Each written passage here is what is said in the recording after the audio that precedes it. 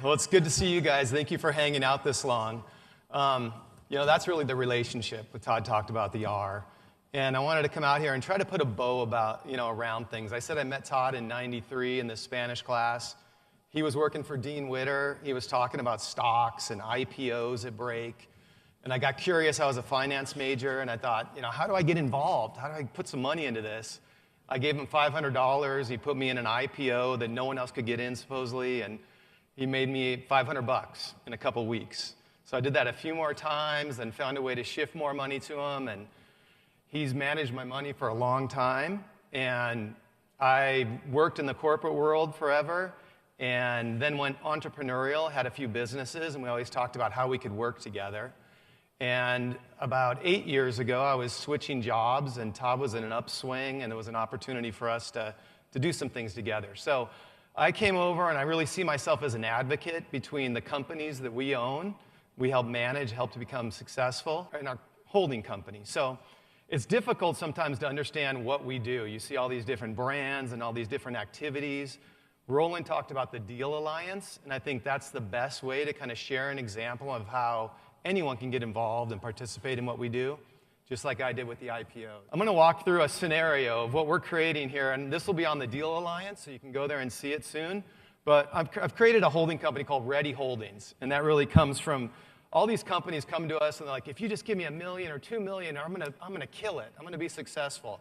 And a lot of them aren't ready to go yet. So they go through a process with us. We evaluate them, and the ones we feel are ready, I was like, that's a great name for a holding company. So we always focus on undervalued assets or innovative technology.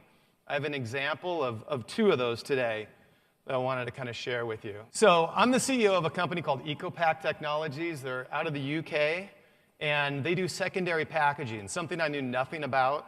I teased Todd, I'm not interested in saran wrap coming around packages. But as I got to know this company, they've been in business over a decade, and they created a solution to a problem that they saw, where products were being manufactured, gone through an assembly line, and put into boxes to go out to the retailer. But the last stage of that is they run through a heat shrink tunnel. And so you have these issues with plastic being shrunk around your food or on your drink, or you have aerosol cans that will explode and cause problems. And so they said, why don't we find a way to wrap product in a more eco-friendly way with recyclable plastics that are thinner, disposable, and recyclable, and let's compete with these heat shrink tunnels. Now, heat shrink tunnels take up a lot of space, they use a lot of power, and they're horrible for the environment. So as I got to know these guys, I'm going to show you a video, but they're amazing. I love them.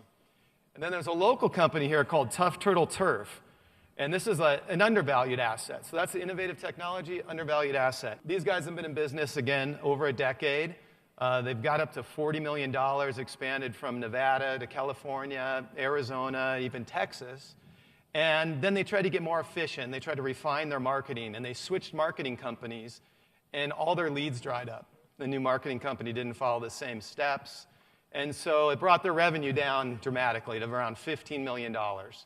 And so now we've kind of right-sided their marketing, and they're on the upswing again and an expansion. Ready Holdings will go public next year. As I mentioned, it'll be up on the Deal Alliance, so you can participate.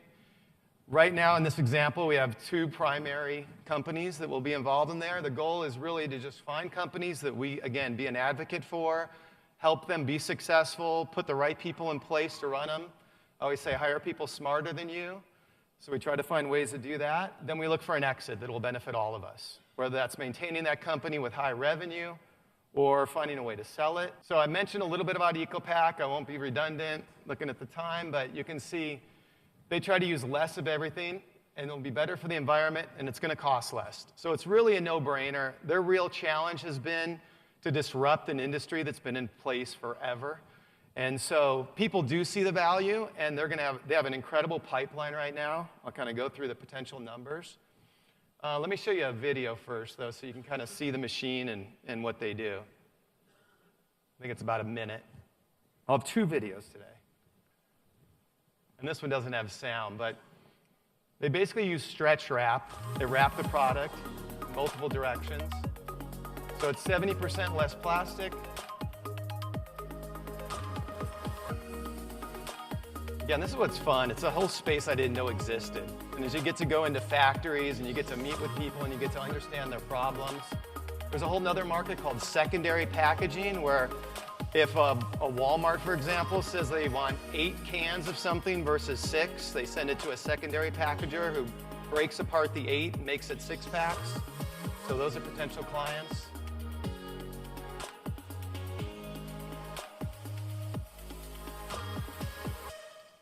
And these guys are in talks with Procter & Gamble right now because the engineers came to us and they said our geniuses in marketing were challenged to reduce the amount of plastics in all their bottles.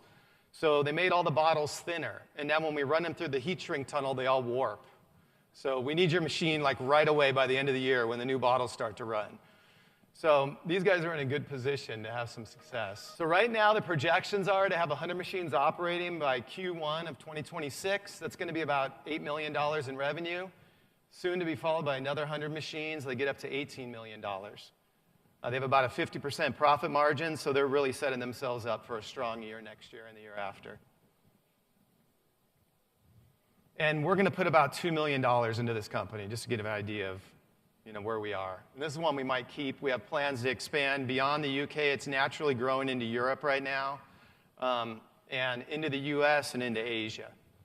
There's so much work all around the globe. So Tough Turtle Turf, pretty basic. They put residential and commercial turf in place. And again, this is a game where it's just based on customer service, responsiveness, being the best out there, getting good leads, getting out there, making the bids and winning them before others, offering a superior product or competitive product. And these guys have done a great job of that. They did a few things when they were having so much success. They went back to their manufacturers and they said, we want to reduce the cost of our product, which they had success doing. They were outsourcing some of the labor and they brought some of that in-house, so they had success there, increasing their margin. And the one place they had the hiccup was in the marketing. And so we know how to market and how to adjust those leads, and we're going through that process with them now. Contact us today for your no-risk free design consultation at toughturtleturf.com. So again, keep it simple and just find ways to make people successful. They have a great team over there already that are anxious for more leads. I mentioned all this, 10 years in business. I'm coming to the end. I just really wanted to highlight the fact that you can go to the Deal Alliance. Oh, let's go through those numbers again. I think I talked about $40 million in annual revenue. They hit $40 million for a year and a half, and then dropped down to 15, so you can imagine the shock of that. And now they're slowly coming back up. All the rebates that are in place to encourage people to tear out their lawns and put grass in, they leverage that.